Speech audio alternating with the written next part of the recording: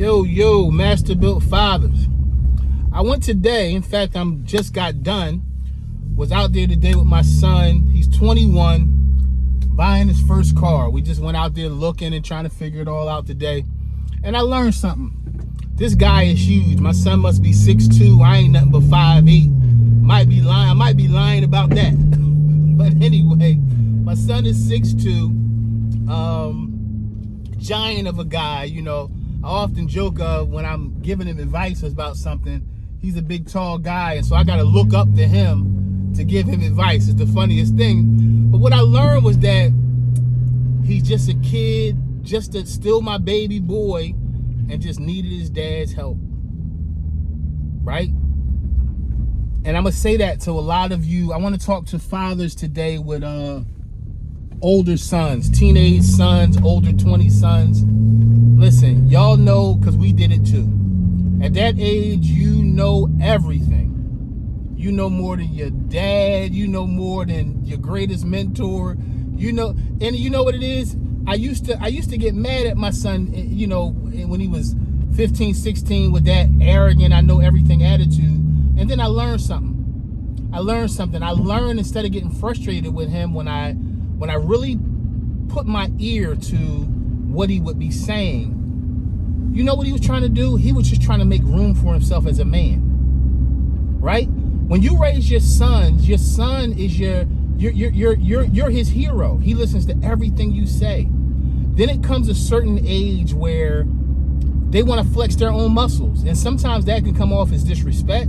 Sometimes it can feel like, man, who you think you are? You know, in my house, you know, all that dad talk. But in reality, y'all, they're just trying to show us that they have their own ideas, and it's not only about what dad thinks. But then when you really listen to them talk, they're really reiterating a lot of stuff you taught them growing up.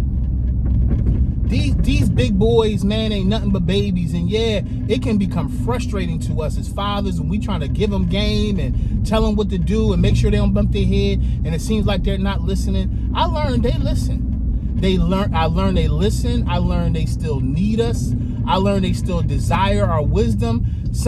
But as their pride, they just want to feel like they did it. They want to feel like they've done a good job. You know what they want to do, guys? They want to be men, master-built fathers, just like us. They want to be men. But we out there buying that car today, man, and here he is. He's that happy, and we're looking for the car, and we test drive a few, and you know, he's like, Dad, you want to test drive it, man? Make sure it's okay for me. And I just smiled, because what it told me was he still trusts his dad's judgment. He always has. You know, he's 21 now. He's learning now that, man, this world is a little different. He's in his third year of college. He's running into some different personalities, running into other people, other girls and other young men, or young women and young men on the campus who haven't been raised like he's been raised. You know? And so now I'm finding him coming back around saying, Dad, you know, what you think about this, or Dad, what you think about that? Because they always need us.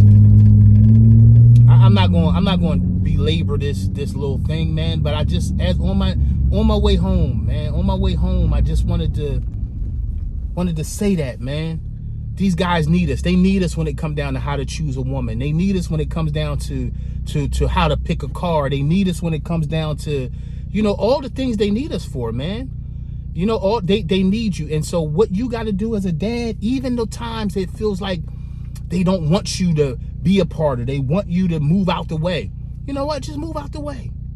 Because guess what? They only trying to learn, trying to flex their manhood. They're going to be right back. And them trying to learn and flex their manhood is good. You know why? Because some guys have sons who don't even ever try to flex their manhood because they don't have it. They don't have manhood. They don't have manhood in them to be able to flex it at all. Right? They don't. Sorry for messing up the thing, y'all. It's the sun out here. I can't even see the camera. But you want your son to flex his muscles. That means he has something. When you see your son flexing his muscles, and when I say flexing his muscles, I ain't saying flex on you or not. I'm talking about just trying things, or even if he's doing the wrong thing, you see the man coming out of him, because that's like saying we as men never did nothing wrong. A lot of times is where we messed up that helped us become the men that we wanted to become. And so, man, enjoy these things with your sons, man. Enjoy these things with your sons. Sons need fathers. And guess what, y'all? We don't got to prove to them that they need us. They know they do. So I'll leave y'all with this. Let's like the prodigal son in the Bible. You know, a lot of people teach that guy wrong. They say he was a terrible son. He took his father's wealth and asked for it early before he died and left. That's one way to look at him. And I'm not saying it's the wrong way to look at him, but that prodigal son also, he has some guts. Because remember, if y'all remember this story, if you don't, man, just check it out on the internet. It's a story about the prodigal son in the Bible. He thought he had it together. Dad, I'm ready. I'm going to run out here. I'm going to go. He asked for his inheritance before his father died. I'm going to run out here. He had something. And when people teach about this story, they say, oh, man, you know, he wasn't patient and he wasn't this, he wasn't that. You know what he was? He was a young man with zeal. And guess what in that story? He had a brother that had no zeal. His brother sat there in the house and never did much of nothing. So somebody would say, oh, he's the good kid. No, we got all kinds of different sons. We got sons that sit and won't move. We got other sons that want to get out there and spread their wings and try their feet in the fire. And guess what? Those guys get burned. But honor the fact that they are who they are. They got guts. And whatever it is, man, honor who God has made your kids to be. And you know the best way to honor your kids, especially your sons? Watch them grow up. Just like teaching them a bike, teaching them to ride a bike. Put arms on both sides.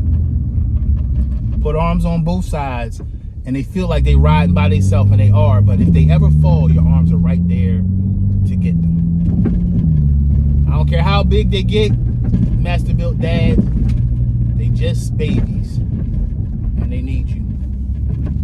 I got another podcast coming up about restoring relationships with sons. I want to talk about that. Hit that like button, y'all. Hit that subscribe button. I think we have a hell of a YouTube station. Has nothing to do with me. I just think this is a great place for fathers to gather, get and give wisdom. Y'all hear me? Get and give wisdom. So go in the comments, man. Leave some lights. I mean, leave some advice for other men that are raising sons. No matter what the age, man. We all need wisdom. I love y'all. Be a father, and be a father with no fear, no shame, and no compromise. I'm proud of you. You're a great dad. Talk to you soon, brothers.